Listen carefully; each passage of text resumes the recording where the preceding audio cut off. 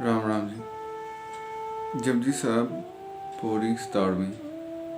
असंख्य जप असंख्य भाव।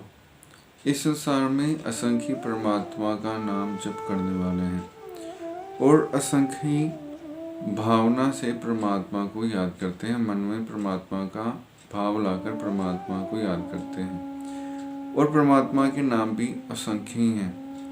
असंख्य का मतलब जिसकी कोई संख्या ना हो, जिसकी कोई गिनती मिनती ना की जा सके।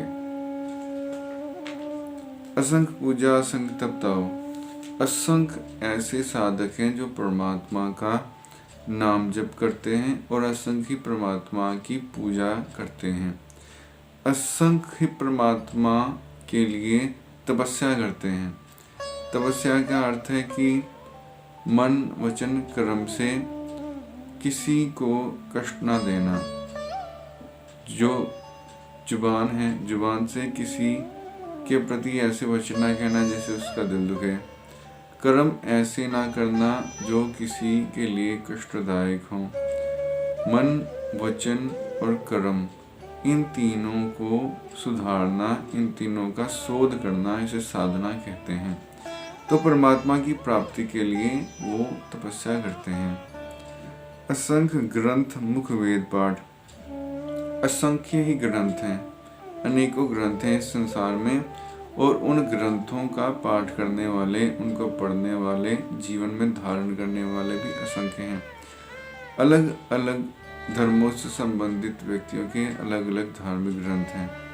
जैसे ईसाई धर्म में पवित्र बाइबल है, मुस्लिम धर्म में पवित्र कुरान है, सनातन धर्म में वेद हैं, गीता है, पुराण है, शास्त्र हैं और जो सिख धर्म है उसमें श्री गुरु ग्रंथ साहब जी हैं, गुरबानी है। तो अलग अलग धर्मों के अलग अलग ग्रंथ हैं, तो उनको पाठ करने वाले, उनको जीवन में धारण करने वाले भी अनंत ही हैं। असंख्य योग मन रहे उदास। असंख्य संसार में योगी हैं जो अपने मन को परमात्मा के साथ जोड़कर रहते हैं, जिनकी आस परमात्मा से ही जुड़ी होती है, संसार से नहीं जुड़ी होती। असंख्य भगत गुण ज्ञान विचार। असंख्य ही इस संसार में भगत हैं जो कि परमात्मा के गुणों का अपने ज्ञान के अनुसार विचार करते हैं और परमात्मा का गुणों का गुणगान करते हैं, कीर्तन करते हैं, सत्संग करते हैं। असंख्य सती असंख्य दातार। असंख्य ही सच बोलने वाले हैं जो कभी झूठ नहीं बोलते, सच ही बोलते हैं। असंख्य दातार, असंख्य ही दान देने वाले दातार हैं जो बहुत सारा अपनी समर्थता से ज़्यादा दान करके दीन दुखियों की सेवा करते हैं। असंख्य सूर मुंह सार। असंख्य ऐसे योद्धा हैं, ऐसे शूरवीर हैं जो धर्म की खातिर अपने प्राण भी दे देते हैं, लेकिन युद्ध भूमि में एक कदम भी पीछे नहीं हटते। अपने सीने पे चोट खाते हैं, पीठ पे चोट नहीं खाते, पीठ नहीं दिखाते।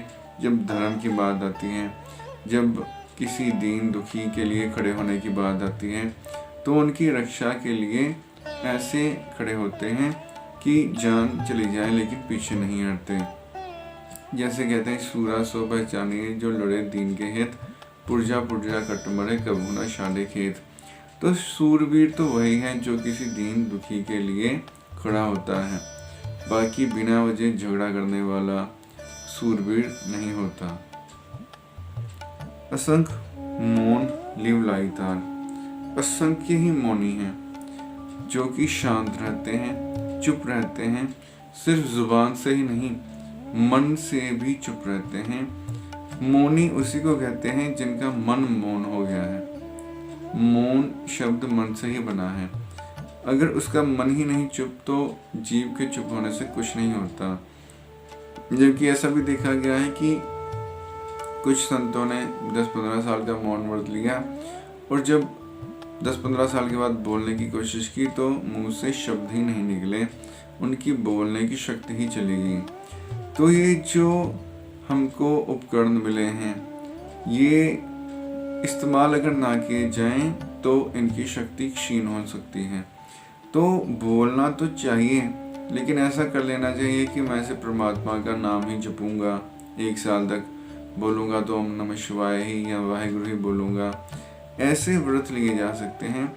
लेकिन कुछ नहीं बोलूँगा ऐसा नहीं करना चाहिए। जुबान और शब्द परमात्मा की देन है, इसका अगर आप बहिष्कार करेंगे तो ये परमात्मा आपसे छीन भी सकता है, ऐसा नहीं करना चाहिए।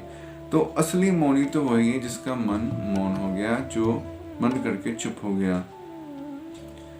कुदरत कवन कहाँ विचार, परमात्मा की तो विचार की नहीं जा सकती, जो कुदरत है, माया है, उसकी भी विचार करना असंभव है। वार्या न जावा एक बार भी उसका वर्णन नहीं किया जा सकता। जो तुद भावे साई मलिकार, जो है परमात्मा तुझे पसंद है वही कार सही है, वही कार अच्छी है। तू सदा सलामत निरंगार, हे परमात्मा तू सदा स्थिर है, अचल है और सदा सलामत है। धन्यवाद।